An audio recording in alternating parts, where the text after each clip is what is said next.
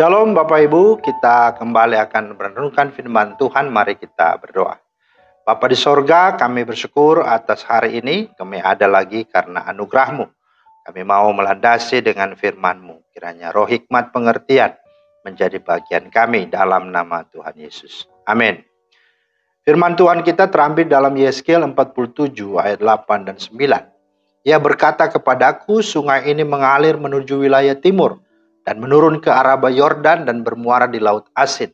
Air yang mengandung banyak garam dan air itu menjadi tawar. Sehingga kemana saja sungai itu mengalir, segala makhluk hidup yang berkeriapan di sana akan hidup. Ikan-ikan akan menjadi sangat banyak sebab kemana saja air itu sampai, air laut di situ menjadi tawar. Dan kemana saja sungai itu mengalir, semuanya di sana hidup. Itulah firman Tuhan yang menjadi dasar renungan kita pada hari ini. Tema kita adalah milikilah air sungai kehidupan. Itulah tema kita dan hari ini kita akan melihat dan belajar lagi dari Yeskil 47. Nah Bapak Ibu, Yeskil 47 1-12 ini menggambarkan suatu pemulihan akan terjadi dalam kehidupan umat Tuhan. Dalam hal apa? Beribadah dan penyembahan umat.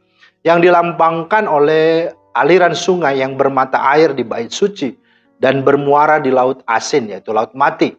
Sungai itu yang keluar berbagai percikan kecil dalam jarak kurang lebih 2 km.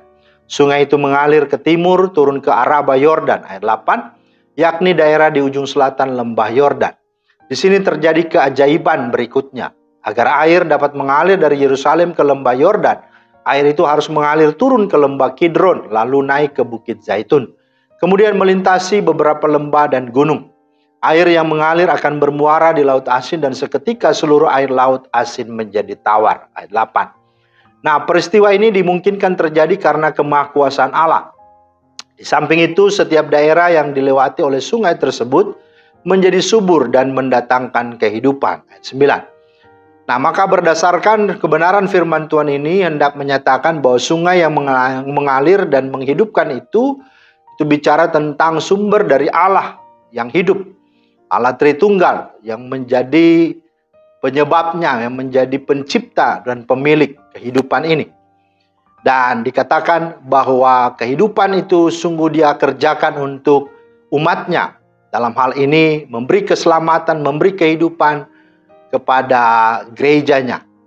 Nah, Kristus pernah berkata, akulah air hidup. Barang siapa minum air ini, ia akan haus lagi. Tetapi barang siapa minum air yang akan kuberikan kepadanya, ia tidak akan haus untuk selama-lamanya. Sebaliknya air yang akan kuberikan kepadanya akan menjadi mata air di dalam dirinya, yang terus-menerus memancar sampai kepada hidup yang kekal. Barang siapa minum air ini, ia akan haus lagi. Tetapi barang siapa minum air yang akan kuberikan kepadanya, ia tidak akan haus untuk selama-lamanya. Ya, dan itu menjadi sebuah penekanannya. Nah, dengan kata lain, jikalau kita mau dipulihkan oleh sumber kehidupan, sumber pemilik daripada sungai kehidupan itu, maka yang pertama, mari kita alami, kita miliki Dia dengan kita bertobat dan percaya, menerima Dia sebagai Tuhan yang adalah sumber air kehidupan itu, akan berdiam menjadi sumber mata air dalam hidup kita. Dan yang kedua, mari minumlah air kehidupan itu, yakni Sang Firman Tuhan setiap hari. Maka apa yang akan terjadi dan dampak yang akan kita hasilkan? Yang pertama, bahwa hal-hal yang digambarkan sebagai kematian, dalam hal ini seperti laut mati, pasti akan berubah menjadi sesuatu yang hidup dan menghidupkan. Maka ibadah kita, nyanyian kita, ketaatan kita, dan semua pendengaran dan doa-doa kita bukan sebuah formalitas, bukan sebuah legalitas, tapi itu sesuatu yang membuat kita menjadi sesuatu yang hidup, yang memuliakan nama Tuhan. Yang kedua, dikatakan berbagai macam pohon akan menghasilkan buah berlimpah, bahkan daunnya pun akan berguna untuk dijadikan obat-obatan. Artinya kehidupan kita tentu akan bermanfaat. Kehidupan kita akan menghasilkan sesuatu yang indah, yang baik, yang mulia, yang sesungguhnya lahir dari sumber kehidupan itu. Dan yang ketiga, hidupnya akan menjadi berkat, sebagaimana air sungai mengalir ke tempat terendah dan akan berbagi air di setiap tempat. Maka seperti itulah hidup kita.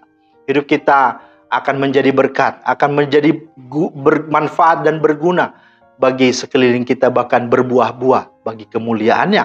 Dan dalam Mazmur 1 ayat 3 dikatakan bahwa kita jikalau menikmati kehidupan air sumber itu, maka kita akan dinyatakan sebagai orang yang berhasil dan beruntung. Ya, dikatakan bahwa kita akan seperti pohon yang ditanam di tepi aliran air, yang merambatkan akarnya ke batang-batang air. Bahkan dikatakan apa yang kita perbuat, ya, dijadikannya berhasil. Biarlah firman Tuhan ini akan menolong hidup kita ketika kita sungguh hidup bukan lagi dengan sesuatu yang sia-sia, tetapi sesuatu yang indah, yang kekal, yang berdampak bagi seluruh umat manusia. Itulah kehidupan yang di dalam Yesus Kristus Tuhan. Amin. Terima kasih Tuhan, kami bersyukur atas firman-Mu. Biarlah kiranya Roh Kudus menolong kami untuk boleh hidup sebagaimana apa yang disaksikan oleh Yeskiel, bahwa kehidupan ini sungguhnya akan sia-sia gersang adanya jikalau tidak ada sang sumber kehidupan.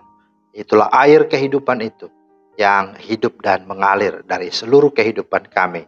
Kami berdoa mohon Tuhan tolong supaya kami dapat menjadi pelaku-pelaku firman-Mu yang setia. Dalam nama Tuhan Yesus. Amin. Demikianlah firman Tuhan hari ini, kiranya menjadi berkat. Selamat beraktivitas. Tuhan Yesus memberkati. Shalom.